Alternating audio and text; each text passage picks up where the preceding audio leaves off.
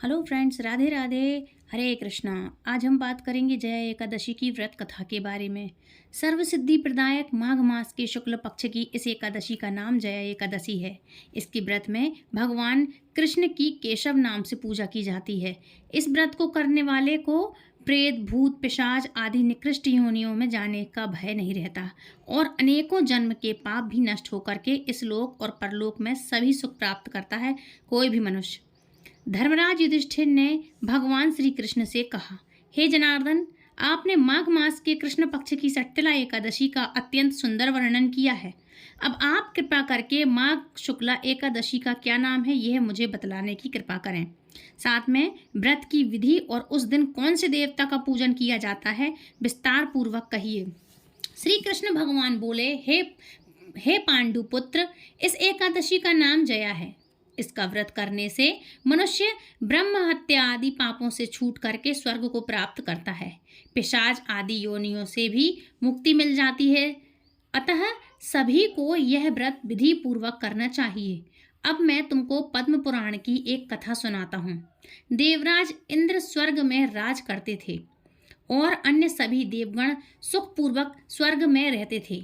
एक समय इंद्र अपने नंदन वन में अप्सराओं के साथ क्रीड़ा कर रहे थे और गंधर्व गान कर रहे थे। उन गंधर्वों में प्रसिद्ध पुष्पदंत तथा उसकी कन्या पुष्पावती और चित्रसेन तथा उसकी स्त्री मलिन भी थे। मलिन का पुत्र पुष्पवान और उसका पुत्र माल्यवान भी उपस्थित थे। उस समय पुष्पवती माल्यवान को देखकर मोहित हो गई और काम बाणों से चलायमान होने लगी। उसने रूप, सौंदर्य, हाव भाव आदि द्वारा माल्यवान को वश में कर लिया। पुष्पावती की सुंदरता को देखकर माल्यवान भी उस पर मोहित हो गया। ये दोनों कामदेव के वश में हो गए थे, परंतु इंद्र के बुलाने पर नृत्य और गायन के लिए आना ही पड़ा। उन्होंने अप्सराओं के साथ गाना शुरू किया, परंतु कामदेव के प्रभाव से उनका मन न लगा और अशुद्ध गायन करने लगे। इनकी हाव भाव और भंगिमाओं को देखकर इंद्र ने इनके प्रेम को समझ लिया और इसमें अपना अपमान समझकर इन दोनों को श्राप दे डाला। दोनों को श्राप दे दिया कि तुम मृत्यु लोक में जाकर पिशाच का रूप धारण करो और अपने कर्मों का फल भोगो। इंद्र का श्राप सुनकर ये दोनों अत्यंत दुखी हुए और हिमाचल पर्वत पर पिशाच बनकर अपना जीवन व्यतीत करने लगी। रात दिन में उन्हें एक क्षण भी निद्रा नहीं आती थी। उस स्थान पर अत्यंत सर्दी भी थी। उनके दांत सर्दी से कटकटा रहे थे। एक दिन पिशाच ने अपनी स्त्री से कहा, नहीं मालूम हमने पिछले जन्म में ऐसे कौन से पाप किए हैं जिससे हमें इतनी दुखदायी यह पिशाच योनि प्राप्त हुई है।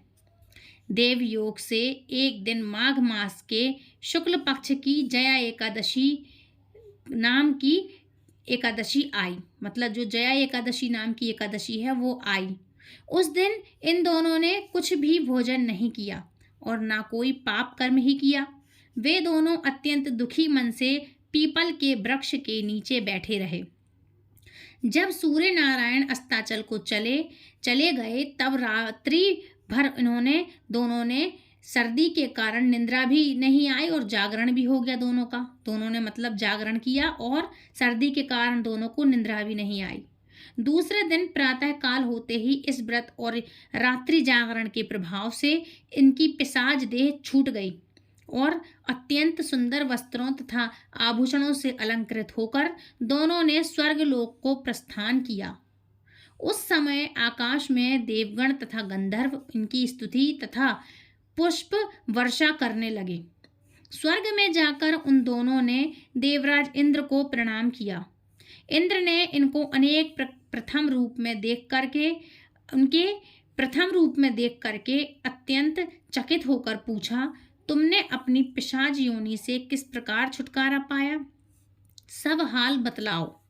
यह सुनकर माल्यवाल बोले, हे देवेंद्र, भगवान विष्णु की कृपा और जया एकादशी के व्रत के प्रभाव से हमारी पिशाच देह छूटी है।